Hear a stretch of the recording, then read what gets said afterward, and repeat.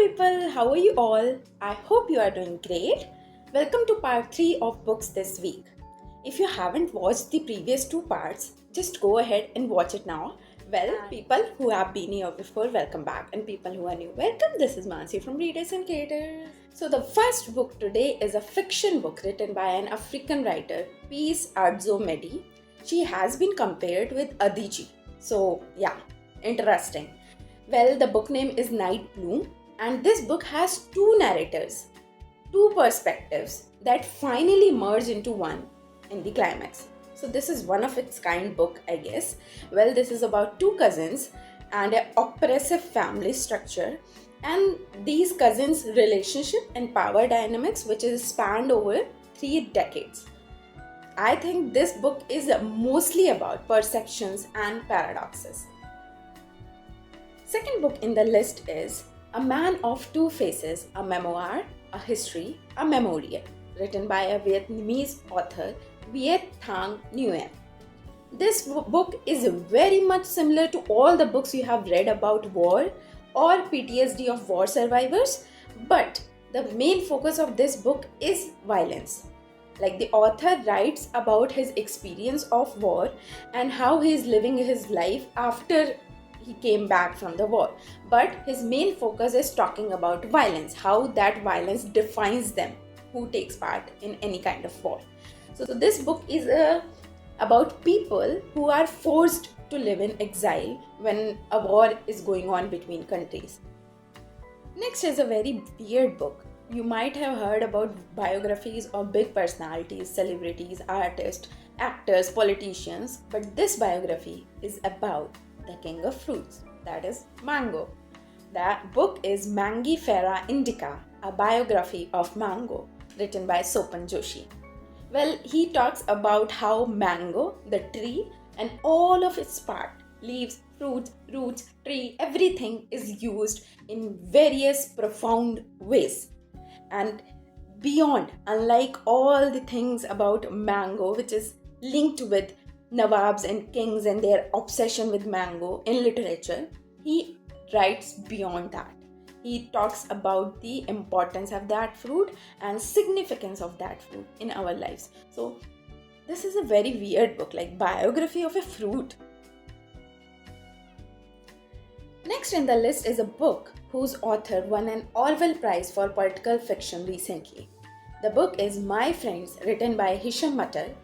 Now, this book is based on real-life incident which happened on April 1984 outside London's Libyan embassy, where a gunfire was broken and one police was dead, 11 people were injured while there was an anti-Gaddafi demonstrations were going on. Now, the writer took that real-life incident and leveraged to write about exile, love, and friendship. Next book is Abroad in Japan, 10 Years in the Land of Rising Sun, written by Chris Broad. Now, as much as soothing and warming this title sounds, this book is nothing about that. Chris Broad is a foreigner who is living in Japan for a past decade and working there, and he writes about his most real experience of Japan.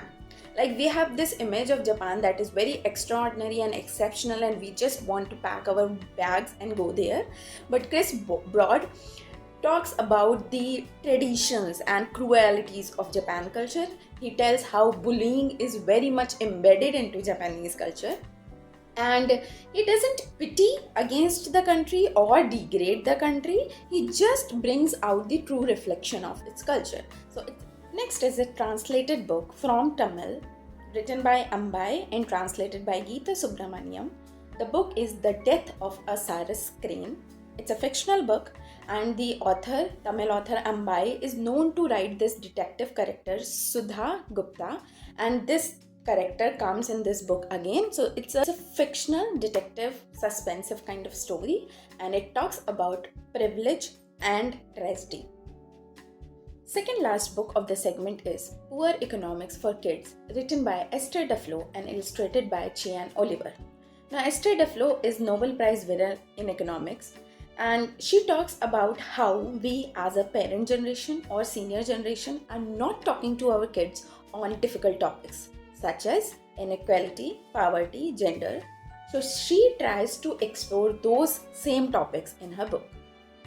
She talks about the contrast that is not between doom, gloom, or cheerful, but rather between caricature and humor. Two quick facts for our last book. First of all, Hindustan Times gives a editor choice book every Saturday which is related to the current events or news. So the current event is how SC passed this law under CPC section 125 that Muslim women are entitled to get maintenance after divorce. So Hindustan Times did this editor's pick post that is about Divorce and Democracy, written by Soumya Saxena, who is a legal historian. This book is about history of personal law in post-independence India.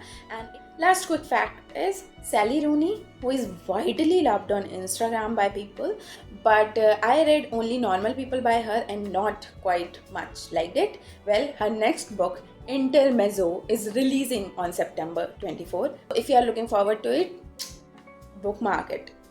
Well, that was it. Today's segment was very diverse and long. I hope you liked it and keep reading, be happy, be safe. We'll meet you on next Sunday with part 4 of Books This Week. Bye bye.